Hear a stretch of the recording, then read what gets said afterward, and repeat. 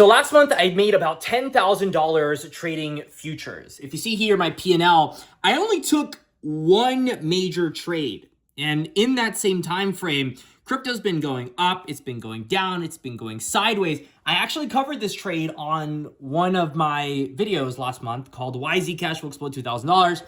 Now, of course, things have changed, and that's something I want to talk about in this video. So I wanted to talk about the current state of the market, how things are just all over the place, and what I'm thinking is possibly going to be my next futures trade. Because at the end of the day, our port that I started last month, we had $40,000. Now we're here at about $59,000. So hopefully we'll get this to six figures by the end of the year.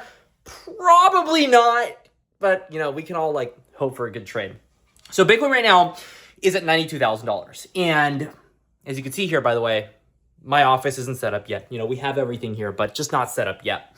But Bitcoin's at $92,000, and that's pretty good, but not good for people that are longing the market. Because I saw this on, it was that Watcher Guru guy, the news channel. They were talking about the fact that $100 million got liquidated from the crypto market over the past 60 minutes because we've been having these weeks up and down all over the place. And, as excited as I was yesterday, because I am excited for the crypto markets, because I do believe we're getting very close to a bottom if we have already hit the bottom. I'm actually very vehement. I think we've hit the bottom already, but I could be very wrong. I was wrong in last cycle's bottom, so I don't want to pretend like I know bottoms, but that's how I trade futures, right? I only trade when I know there's direction.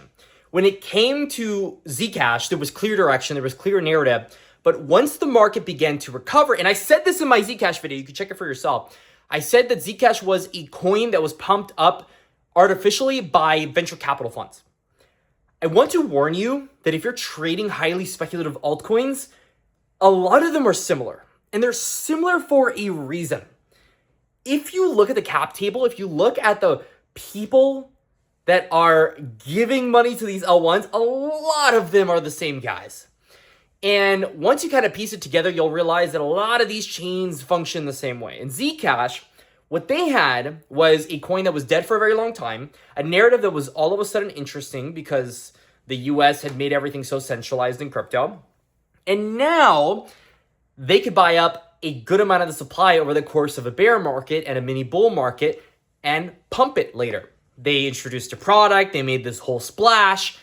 That I thought was very interesting and a good trade. And so I got into it, I scalped out of it. It was outperforming the market for quite some time, and it was a good trade. Part of the trade got, as you saw there was a red day and there was a green day. But overall, we came out green. I am not a proponent of constantly being in futures trades. If you are watching YouTubers that are constantly in futures trades, I feel like there's no way that they're profitable. There's no way. Because you have to pick and choose your winners. And the way that the futures game works, if you're here long enough, it's a numbers game. It is a numbers game. If you have one position just open constantly, it doesn't make any sense. You want to be in and out constantly. You don't want to maintain a position for the rest of eternity when it comes to futures, because there's this thing called the funding rate, right? And that kind of eats into your profits.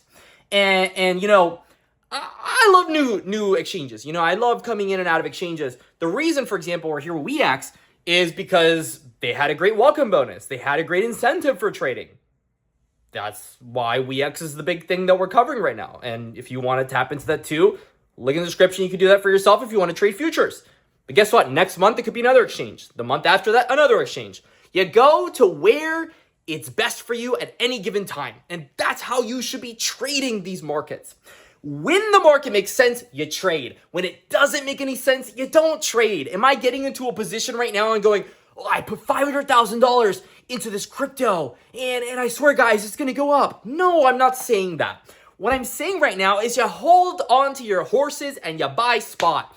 This is the time to buy spot. This is not the time to trade futures.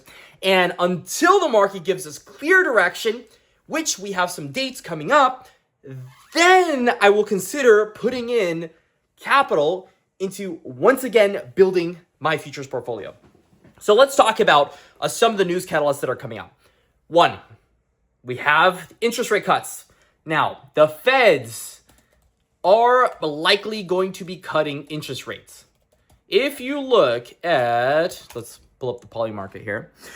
If we pull up the poly market here, I have too much on my brain here. So they are pretty much guaranteed going to do a fat rate cut here. 94% chance here we get 3 rate cuts. Now, this is, of course, we're getting to the end of the year. So this is going to happen. We're going to get another 25 BPS cut.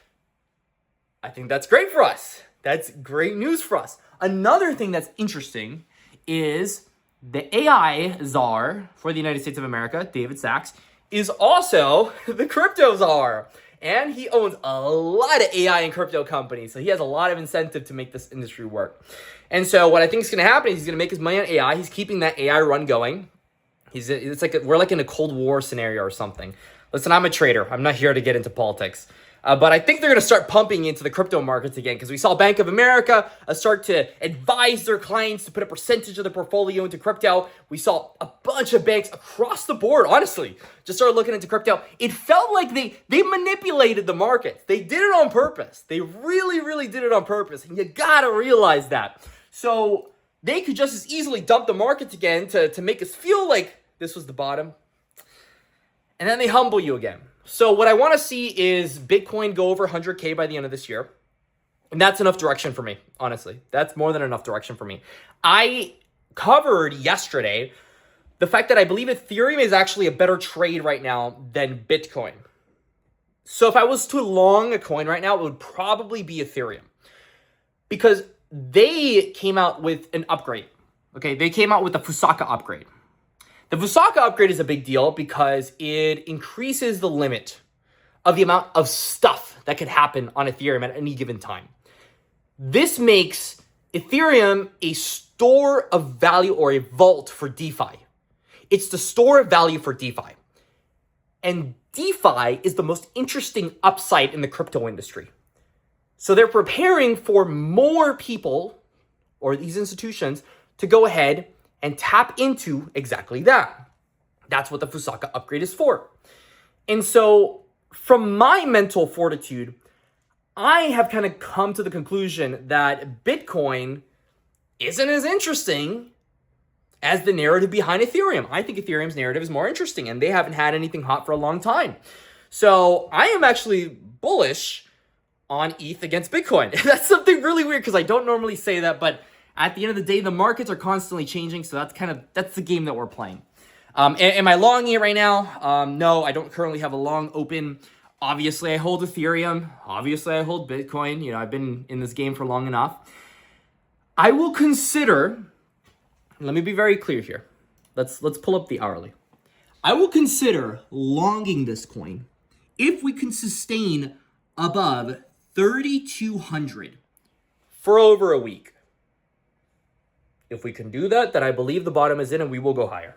It's a safe long, we will make money. If we don't have clear direction, then we're not going to long, we're going to hold spot and we're going to continue to dollar cost average into the market. That's where my head is at. And so I wanted to share my thoughts, and I hope that was useful for you. As always, stay classy, my friends, and I'll see you all in the next one.